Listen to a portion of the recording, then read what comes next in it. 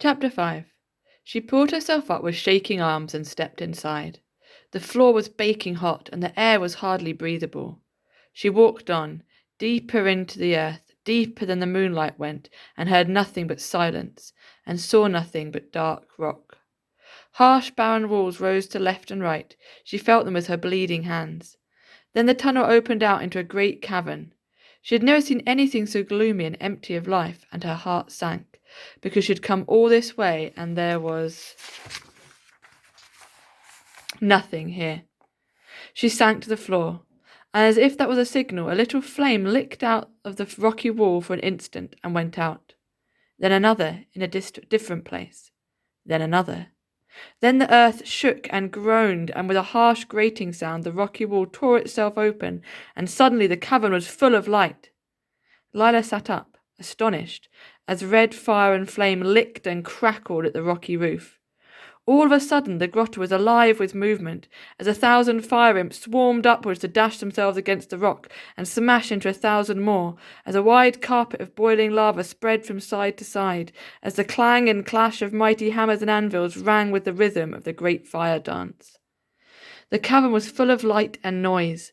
Thousands upon thousands of little fire spirits toiled and blazed and swung hammers and ran to and fro with handfuls of sparks and swarmed against the rocky wall till it melted and slid downwards like soft wax.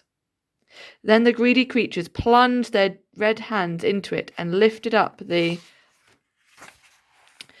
bubbling sulfur in their tiny mouths and ate until another mass of rock slid down and smothered them. And then into the heart of the light and the fire and the noise leapt Razvani himself, the great fire fiend, whose body was a mass of flame and whose face a mask of scorching light. Thousands of fire imps scattered as he landed, and even the blazing flames bowed down to him. And so did Lila. In a voice like the roar of forest fire, Razvani spoke. "By what right have you come to my grotto?" She swallowed hard. It was difficult to breathe, because she seemed to be taking fire into her lungs as well as air. I want to be a firework maker," she managed to say. He laughed a great laugh. "Ha ha! You? Never! And what do you want from me?"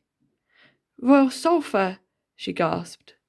At that he slapped his sides and laughed even harder, and a chorus of jeers and shrieks of merriment burst from all the fire imps. "Ha! Royal sulfur! Did you hear that? Oh, that's good. That's funny. Well, speak, girl. Have you the 3 gifts? Lila could only shrug and shake her head. She could hardly speak.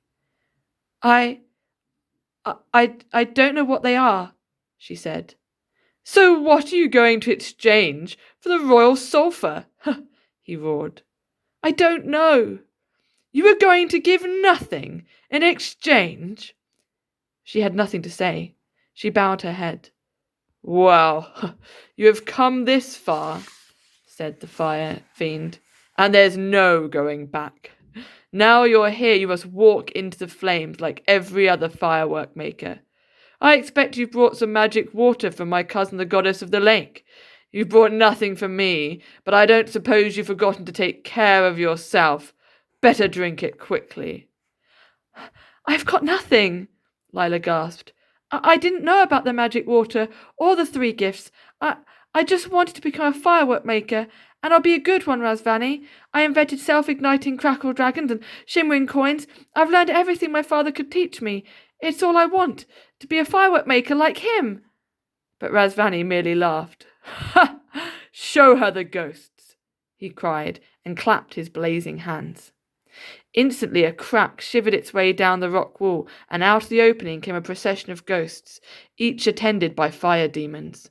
The ghosts were so pale and transparent that Lila could hardly see them, but she heard them wailing. "Beware! Look at me! I came without the 3 gifts. Alas! Take warning from me! I hadn't worked the craft and I wasn't ready. Maiden, turn back! I was arrogant and headstrong. I didn't see the water from the goddess, and I perished in the flames." Wailing and weeping, The ghost passed across the lake of fire and vanished into a crack in the opposite wall. "That's what happened to those who don't come prepared," said Razvani. "But now you must submit yourself as they did. Walk into the flames, my Lila. You have come for the royal sulfur. Receive it from my hands." And he laughed louder and spun into a rapid dance, stamping his feet in a wide circle and causing a ring of fire to blaze up around him. Through the lashing red and yellow and orange, his face seemed to waver and flicker, but his voice rang out clearly over the roar and crackle. "You want to be a firework maker? Walk into my flames. Your father did in his time, and so did every artist in fire. This is what you've come for. Why are you waiting?" She was terribly afraid, but she knew that she must do it. She would rather be a ghost than go back empty-handed and fail at the one thing she'd ever wanted. So she took one step forward, and then another, and her poor feet burned and blistered so that she cried out loud. Then she took another step, and when she knew she could bear it no longer, she heard a great sound behind her like a mighty trumpet. And through the blaze a voice was shouting, "Lila, the water! Take it! Take it!" And there was a small figure beside her, thrusting something into her hands, a gourd, a drinking gourd with a clasp that she tore off before lifting it to her parched lips and drinking deep. All at once, a marvellous coolness spread through her body and down to the tips of her toes. The pain vanished, and the dryness in her throat and lungs was soothed and moistened. At the entrance to the cave behind her, she could see Chuluk, shrinking back and covering his face from the heat, and she could see Hamlet fanning him with his ears. But she was in the heart of the fire, facing Razvani once again, and the flames were harmless now. They played like fountains of light. They rushed up her legs and arms and across her face like darting birds, and she felt light and joyful, as if she were a flame herself, dancing with pure energy and joy. "Ha! So you have done it," Razvani said to her. "Welcome to the flames, Lila." "And the royal sulfur?" she said. "Ah! When you reach the heart of the fire, all your illusions vanish. Didn't your father tell you that?" "Illusions? I don't understand." "The raw sulfur doesn't exist, Lila. There is no such thing." "Then how can I be a firework maker? I thought every firework maker needed some raw sulfur to become a true artist." "Illusions, Lila.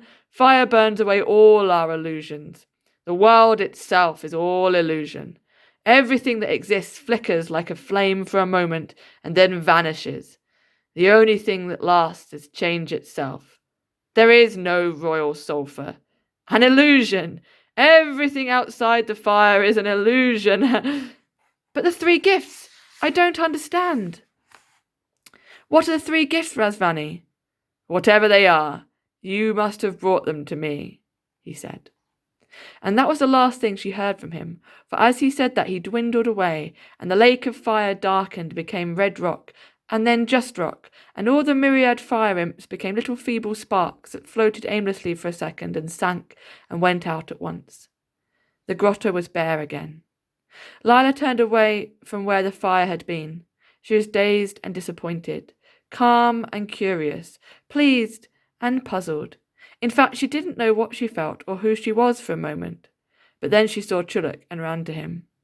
"Chuluk, you saved my life, and you're hurt. You're burned. Let me help you." He was shaking his head and tugging at her hand.